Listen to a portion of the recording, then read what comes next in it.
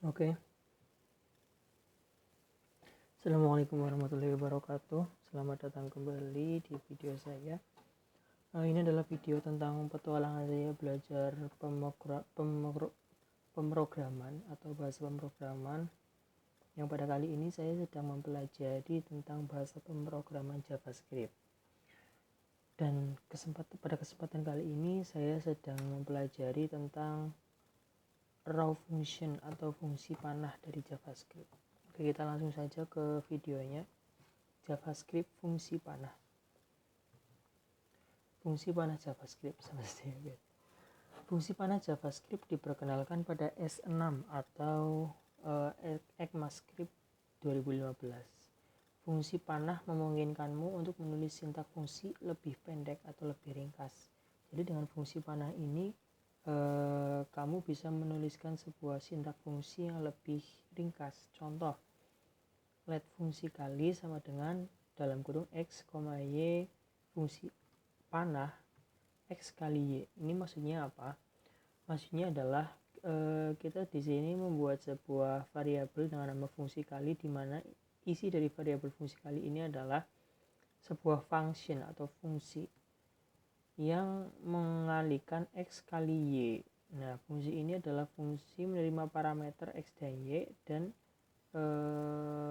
menjalankan atau mengoperasikan x kali y. Nah, contohnya bagaimana? Ini adalah contohnya ketika diimplementasikan dalam sebuah kode. Di sini kita membuat sebuah elemen dengan elemen paragraf dengan ID arrow. Selanjutnya kita membuat elemen script untuk menuliskan kode JavaScript-nya. Kita deklarasikan sebuah variabel fungsi kali sama seperti yang di atas ini. Lalu kita dapatkan elemen dengan ID arrow atau elemen paragraf ini. Kita masukkan, kita tuliskan ke dalamnya string ini. Nah, stringnya adalah output dari fungsi kali sama dengan, lalu kita jalankan fungsi kali dengan memberikan parameter 8 dan 9. Nah, jika mengikuti fungsi ini seharusnya adalah fungsi kali ini menghasilkan 72 ya guys. Nah, mari kita coba langsung saja. Windows.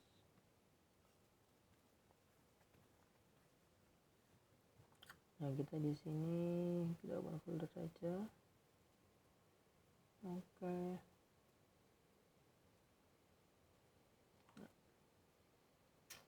Folder. Ya, saya di sini membuat sebuah folder. Selanjutnya di dalamnya saya membuat sebuah file dengan nama index. Text file. index.html. Nah,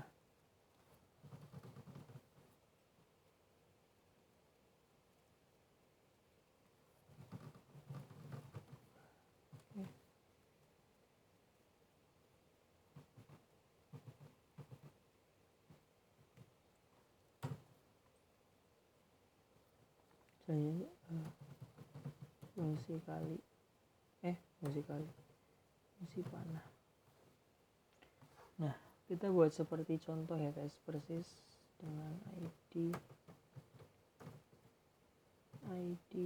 raw. Selanjutnya kita buat sebuah script.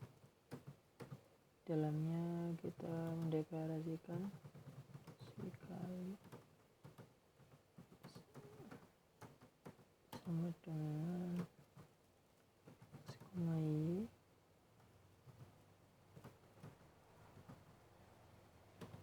Oke.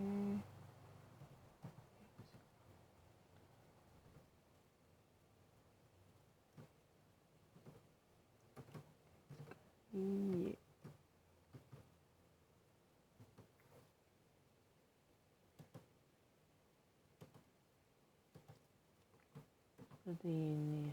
Selanjutnya dokumen get element.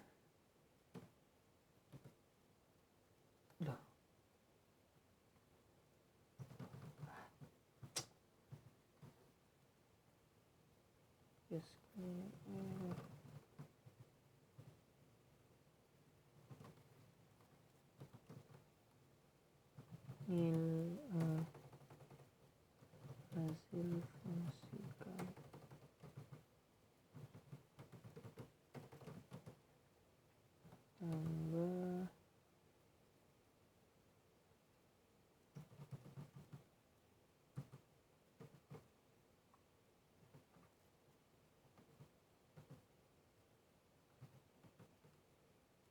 nah, coba kembali ke contoh. Oke. Oh, ini bukan, ini nggak perlu pakai ini ya guys.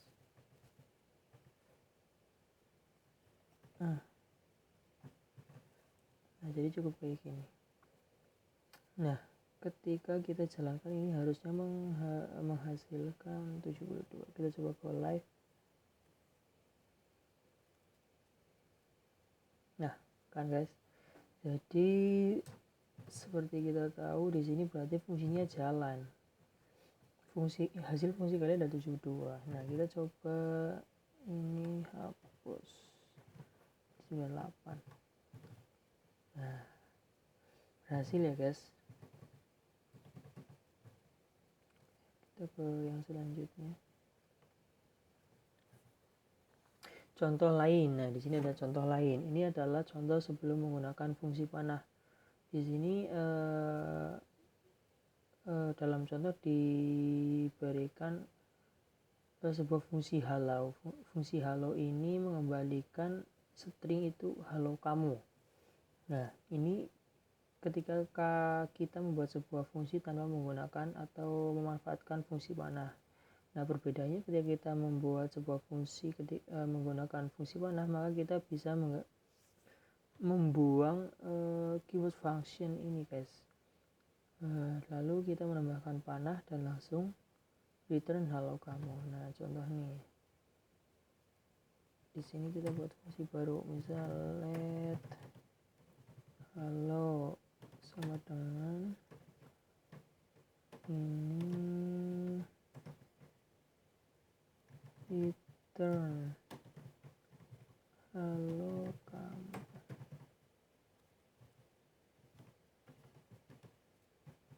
Nah, seperti ini. Ketika kita ambilkan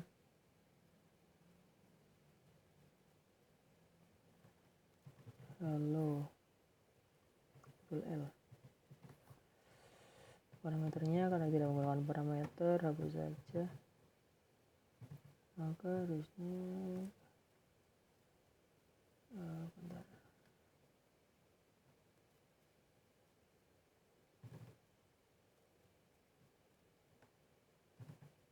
Nah, akan tampil ya guys, halo kamu ini akan tampil. Ini akan sama saja ketika kita membuat sebuah fungsi, kita definisikan fungsinya seperti biasa. Nah, hasilnya akan sama guys. Nah, bisa dilihat hasilnya akan sama karena memang sama. Jadi dengan menggunakan fungsi tanda panah ini, kita bisa lebih menghemat atau mempercepat penulisan function.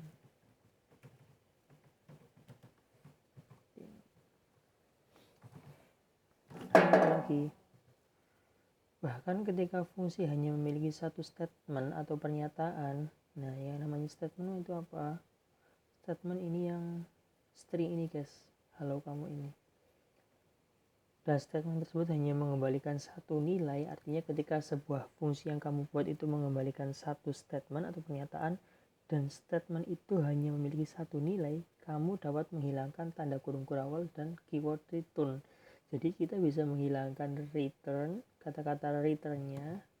Nah, di sini kan masih ada nih return dan kurung kurawal guys. Jadi kita bisa membuang kurung kurawal dan return ini. Kita coba ini buang, lalu ini buang, ini buang, save. Oke, apakah akan jalan? Wah, jalan ya guys. Jadi ketika kita hanya memiliki satu statement saja pada fungsi kita dan fungsi itu mengembalikan satu nilai, maka kita bisa sangat menghemat ya guys. Ini cukup seperti ini saja. tanda kurung, panah, lalu nilai yang kita return. Ketika fungsi memiliki parameter, kamu dapat mempassing parameter ke dalam tanda kurung. Nah, ketika fungsi yang kamu buat itu memiliki parameter, kamu bisa mempassing parameternya ke dalam tanda kurung. Contohnya di sini nih, let hello sama dengan dalam kurung, di sini parameter yang dipassing adalah y. Lalu tanda panah return halo kamu ditambah variabel y ini. Nah, selanjutnya implementasi fungsinya adalah x sama dengan ini string yang kita tambahkan sendiri ya guys. Hala ini utamanya ada di sini.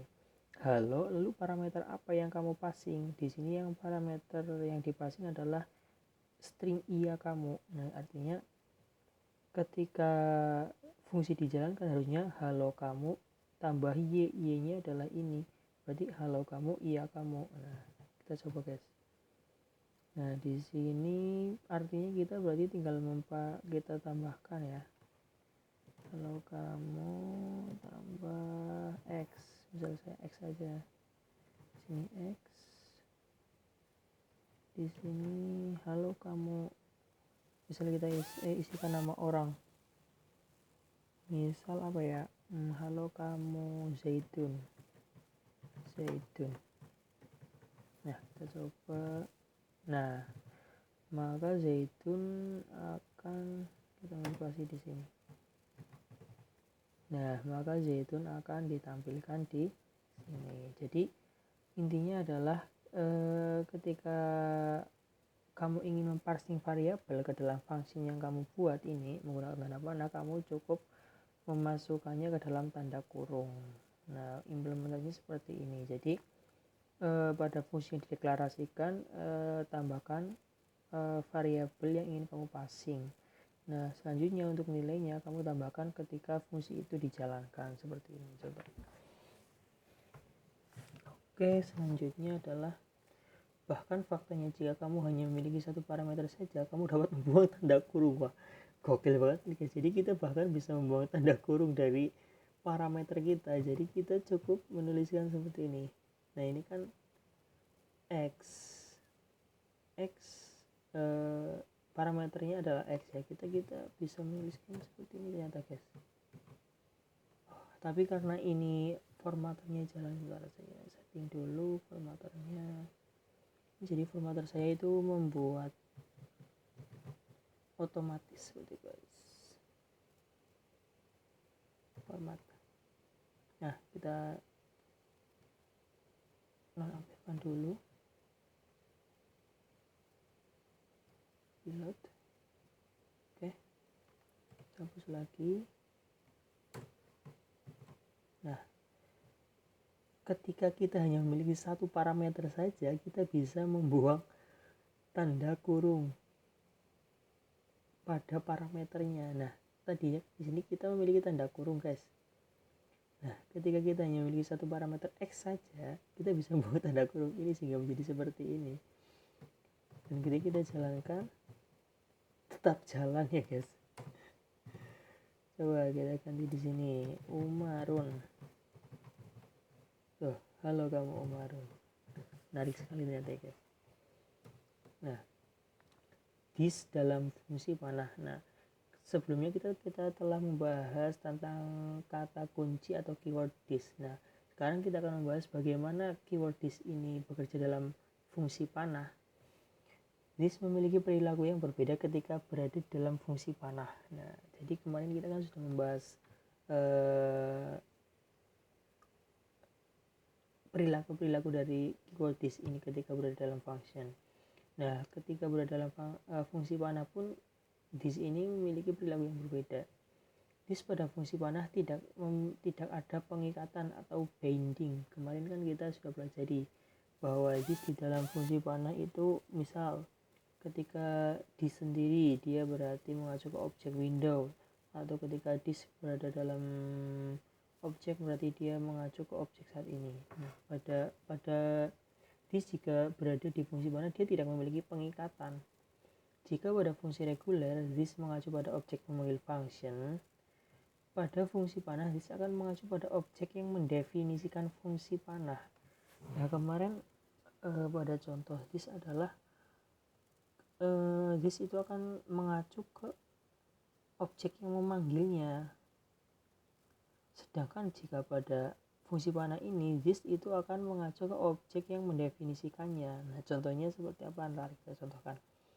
Berikut akan diberikan dua contoh, yaitu contoh dengan regular function dan arrow function atau fungsi panah. Dua contoh ini memanggil dua metode, yaitu ketika halaman di mode dan ketika halaman diklik. Jadi terdapat dua metode ya. Kedua contoh berikut menghasilkan hasil yang berbeda. Nah contohnya seperti ini. Ini adalah ketika this digunakan pada regular function atau fungsi biasa. Nah, pada contoh reguler, this akan menghasilkan objek window ketika halaman dimuat dan akan menghasilkan objek HTML button element ketika tombol diklik. Nah, ini kenapa? Karena this ini akan mengacu atau merujuk ke ke objek yang memanggil fungsinya. Nah, karena yang menjadi sorotan ini, guys. Karena yang memanggil di sini adalah button, ya button ini, maka dia akan merujuk ke objek button HTML button element ini, guys. Seperti itu. Jadi berbeda ketika this digunakan pada arrow function atau fungsi panah. Contoh pada arrow function akan menghasilkan objek window ketika halaman dimuat dan tetap menghasilkan objek window ketika tombol diklik. Ini kenapa? Karena this yang didefinisikan di arrow function ini akan tetap merujuk ke objek yang mendefinisikan this ini. Artinya dalam hal ini adalah objek window. Nah jadi kan objek ini, objek button ini kan didefinisikan oleh objek window, seperti itu. Ingat bahwa perbedaan perilaku ini hanya berlaku ketika bekerja pada function. Nah, berarti perbedaan perilaku ini berjalan hanya ketika berada dalam function. Terkadang perilaku yang kamu inginkan pada regular function, terkadang perilaku yang kamu inginkan ada pada regular function. Jadi terkadang perilaku yang kita maksud maksudnya gimana, misal kita ingin menggunakan this pada sebuah tombol seperti tadi, sebuah tombol. Nah yang dimaksud kita terkadang itu adalah this ini mengacu ke tombol tersebut, bukan ke objek windownya, begitu. Itu maksudnya seperti itu. Jika tidak, gunakan fungsi panah. Artinya ketika kita menginginkan bahwa this ini akan mengacu ke objek sesuatu, ke objek ke objek yang kita maksud, dalam hal ini contohnya adalah tombol, maka gunakan regular function. Nah tapi jika tidak, kita bisa menggunakan fungsi panah. Kita coba jalankan contohnya aja ini, guys. Nah pertama di sini kita akan tambahkan button dengan ID btn tampil. Selanjutnya dalam script ini kita ini apa saja, kita masih dipakai ya. Ini masih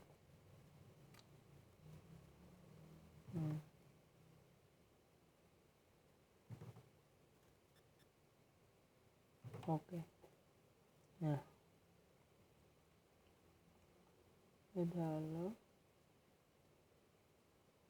jangan pakai fungsi ini aja, function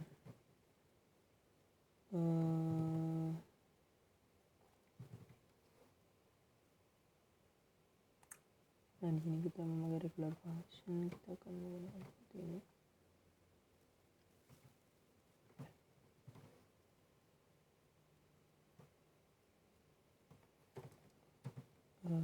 document get element id row ya,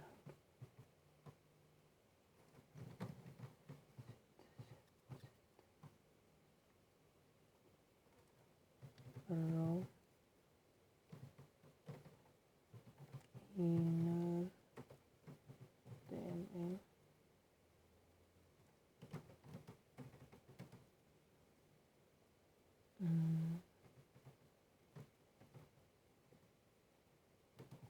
seperti ini.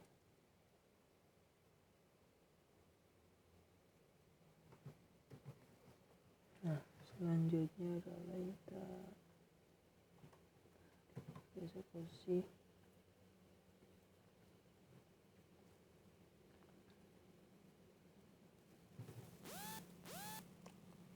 Selanjutnya window ada listener. Window ada listener.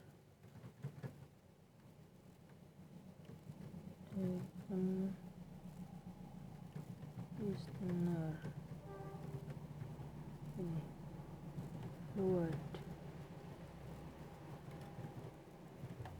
Fungsi allow.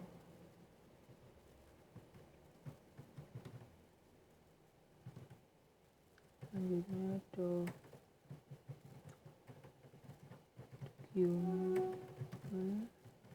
get element by id ptn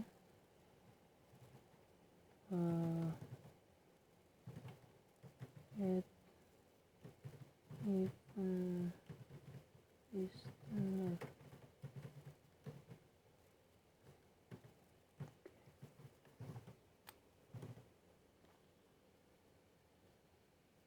Harusnya klik ya, enggak. Oke, kita coba tampilkan di sini. Nah, ini adalah contoh ketika kita menggunakan regular function dan di dalamnya kita menggunakan this. Nah, jadi intinya adalah di sini kita membuat sebuah fungsi hello di mana fungsi hello ini akan menuliskan rujukan dari this ini ke dalam elemen pada id arrow. Jadi ketika nah di sini selanjutnya adalah window advanced listener load hello, artinya adalah ketika jendela browser dimuat maka dia akan menjalankan fungsi hello. Makanya di sini langsung tampil objek window karena this pada fungsi yang memanggil ini itu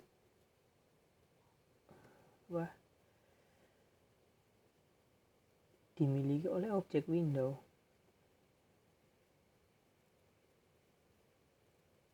Gitu guys. Nah, ketika kita melakukan klik di sini, nah maka yang terjadi adalah di sini merujuk ke objek HTML button element, bukan lagi ke objek window. Nah, sekarang kita coba menggunakan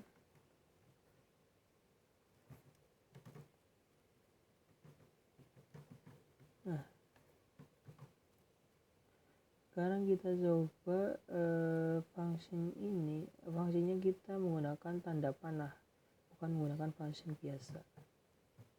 Nah, seperti biasa pada ketika halaman di luar maka dia akan langsung menampilkan objek window karena this pada halaman di luar ini fungsi window advanced hello ini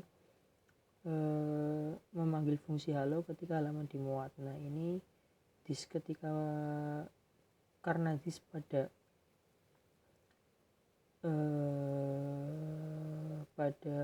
regular function tadi memanggil metode atau fungsi yang memanggilnya, mengacu pada fungsi memanggilnya, maka dia akan mengembalikan objek window.